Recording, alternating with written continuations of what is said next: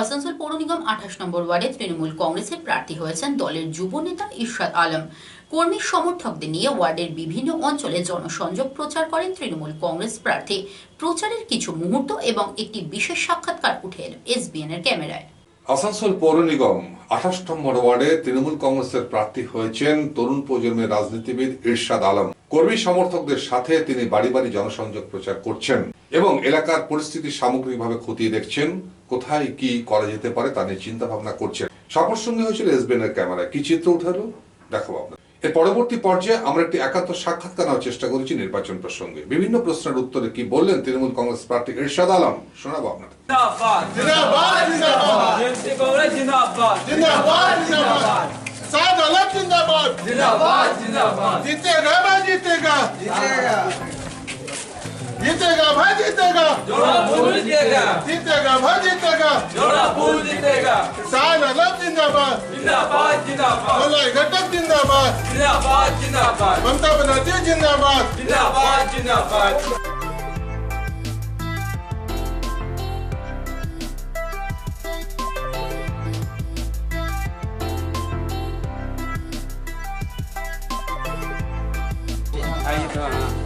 ठीक है, 2 number button थोड़ा ठीक है ना।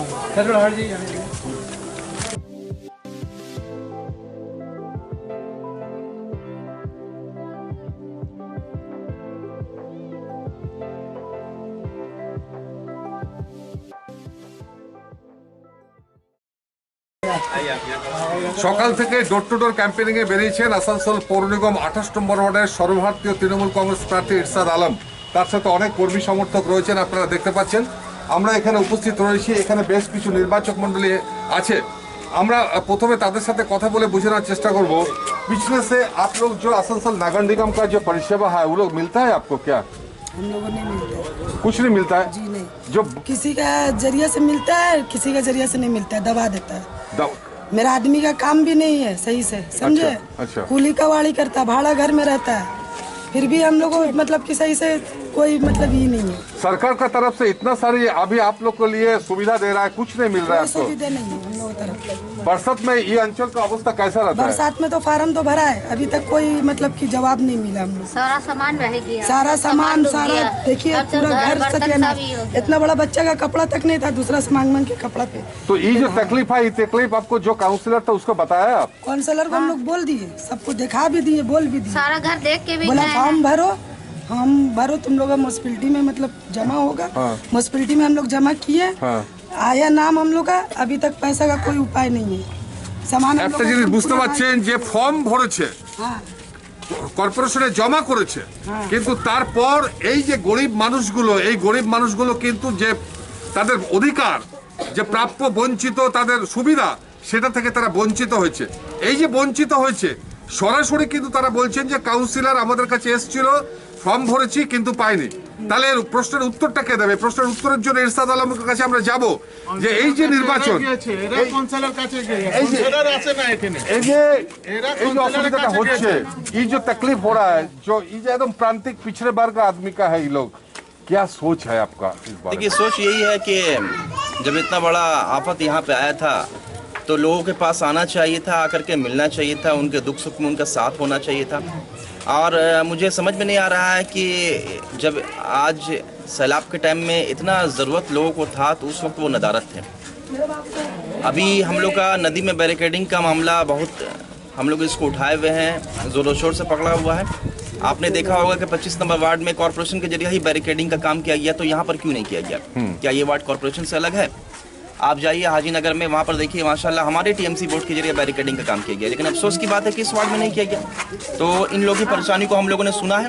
इंशाल्लाह इस बार हम लोग आने के बाद टीएमसी की हुकूमत में फिर हम लोग बैरिकेडिंग का काम करेंगे। इंशाल्लाह वार्ड के लोगों की परेशानी को दूर करने के लिए भरपूर हम लोग कोशिश करेंगे। যে ছবিটা দেখাচ্ছি ইরশাদ, এই যে বাড়িটা, এই जो मकान है, अभी तो सरकार ने बहुत सारी प्लानिंग बनाया, जो जिस कच्चा बाड़ी है कच्चा बाड़ी को पक्का बनाओ और उसको पैसा भी देता है। तो ये जो छवि, जो तस्वीर जो नजर सामने आ रहा है, इन लोग को कुछ नहीं मिला। ये बड़े अफसोस की बात है कि वार्ड में पानी का मसला है, वार्ड में नदी का ओवरफ्लो, गारोई नदी का बैरिकेडिंग का मामला है, हाउसिंग फॉर ऑल स्कीम के तहत घरों को बन जाना चाहिए था, ये नहीं हो पाया। देखिए, इसमें कोई डाउट नहीं है कि कॉर्पोरेशन में, टीएमसी बोर्ड में हमारी ममता बनर्जी ने बहुत सारा काम किया है। अब इन कामों को पब्लिक तक पहुंचाने में काउंसलर फेल रहे हैं, तो ये फेलियर काउंसलर की है। वार्ड में जो जिम्मेदारी काउंसलर को दी गई थी, काउंसलर उसको निभाने में नाकाम रहे। नतीजा यही हुआ कि पार्टी सुप्रीमो का, पार्टी का यही फैसला हुआ कि उन्हें साइडलाइन कर दिया गया, नए चेहरों को लाया गया। तमाम लोगों को मिलजुल करके हम लोग काम कर रहे हैं, यानी इंशाल्लाह हम लोग वार्ड में तरक्याती कामों को आगे बढ़ाते रहेंगे। मतलब है ये राज्य सरकार या मुख्यमंत्री ममता बनर्जी को जो प्रोजेक्ट है, जो प्रांतिक और दुष्ट परिवार के लिए, वो लोग आपको जो शिकायत है कि काउंसिलर जो मौजूदा था यहाँ पे पिछले 5 साल, उसी का गाफिलती, उसी का चलते यहाँ पे नहीं आया। देखिए, लोगों से जब मैं मिल रहा हूँ तो मुझे एक बात समझ में आ रही है कि कॉरपोरेशन में ममता बनर्जी ने, हमारे आसनसोल नॉर्थ एमएलए मोलाई घटक साहब ने बहुत सारा काम किया, लेकिन उन बुनियादी सहूलतों को लोगों तक पहुँचाने का जिम्मेदारी काउंसलर का था। काउंसलर इसमें फेल हुए हैं। इसी वजह का क्या पार्टी सुप्रीमो ने या पार्टी ने यह फैसला किया है कि जो लोग इसमें फेल हुए हैं, अपनी जिम्मेदारी को निभा नहीं पाए हैं, लोगों तक सहूलियात को पहुंचा नहीं पाए हैं, उन लोगों को पार्टी ने बेदखल कर दिया। और पार्टी ने ऐसे लोगों को लाया है, नए यंग चेहरों को लाया है, एनर्जेटिक लोगों को लाया है। इंशाल्लाह हम लोग मिलजुल कर काम करेंगे। अब मैं एक बात बोलना चाहता हूँ कि पूरे पश्चिम बंगाल में डेवलपमेंट का अगर कोई नाम है, ब्रांड है, तो ब्रांड ममता बनर्जी है। ठीक है, इंशाल्लाह हम लोग मिलजुल कर काम कर रहे हैं और आगे भी हम लोग काम करते रहेंगे। नहीं, एक बात ये बोला जो यहाँ का जो पब्लिक है, ये बोला, जो बुजुर्ग है, ये बोला कि किसी को जरिए जाए तो मिलेगा और किसी को हम डायरेक्ट जाए तो नहीं मिलेगा। देखिए, ये शिकायत पूरे वार्ड के आवाम को है कि जो साबिक काउंसलर के पास जब भी जाया जाता था, वो अपना काम किसी दूसरे पर टाल दिया करते थे।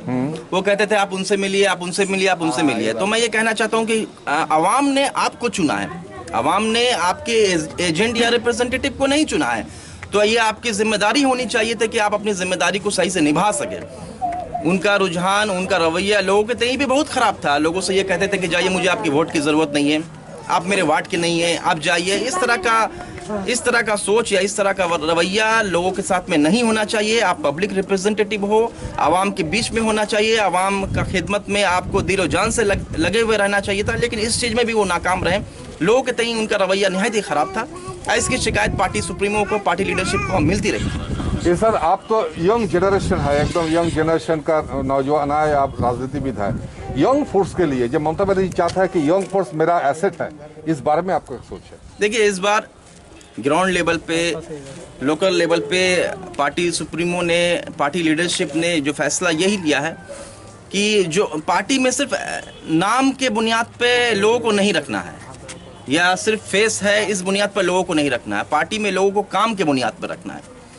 तो इसी चीज़ को मद्देनजर रखते हुए पार्टी सुप्रीमो ने फैसला लिया है कि नए लोगों को लाया जाए ताकि वो फुल एनर्जी के साथ में काम कर सके और आवाम तक अपनी खिदमत को पहुंचा सके। अभी वार्ड में एक और मामला हम लोग के जहन में आ रहा है कि इलेक्शन कैंपेन में मैंने देखा है कि कौम के नाम पे वोट मांगा जा रहा है, मजहब के नाम पे वोट मांगा जा रहा है। ये निहायत ही गलत है। अरे आप 12 साल काउंसलर रह चुके हैं, क्या जरूरत है आपको कौम के नाम पर, मजहब के नाम पे वोट मांगने की जरूरत? आपको तो डेवलपमेंट के नाम पे वोट मांगना चाहिए था। 12 साल आपको पार्टी ने काम करने का मौका दिया, लेकिन आप उसमें फेल रहे।